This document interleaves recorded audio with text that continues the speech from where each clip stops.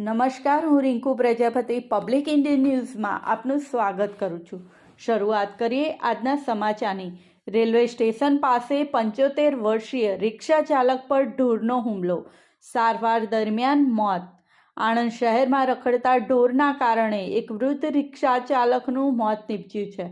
Anand railway station સામે રોડની સાઈડમાં ઊભેલા નયા વતન સોસાયટીના રહેવાસી 75 વર્ષીય ઉસ્માન અગ્ની વોહરા પર રખડતા ઢોરે હુમલો કર્યો હતો। ઢોરે તેમને પેટના ભાગે શીંગડું માર્યું હતું ને રોડ પર પટકાતા માથામાં પણ ગંભીર ઈજા થઈ હતી।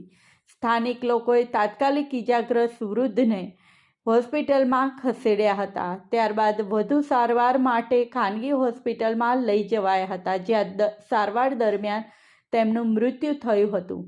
આ ઘટના એ શહેરમાં રખડતા ઢોરની સમસ્યાની ગંભીરતા દર્શાવે છે। પોલ્સન ડેરી પાછળ આવેલ નયા વતન સોસાયટીના રહેવાસી એવા મૃતક રિક્ષા ચાલક ઉસ્માન અગ્ની વોહરાના આકસ્મિક મૃત્યુએ સમગ્ર વિસ્તારમાં શોકની લાગણી ફેલાવી છે। આ સાથે આજના સમાચારને અહીં સમાપ્ત કરીએ છીએ।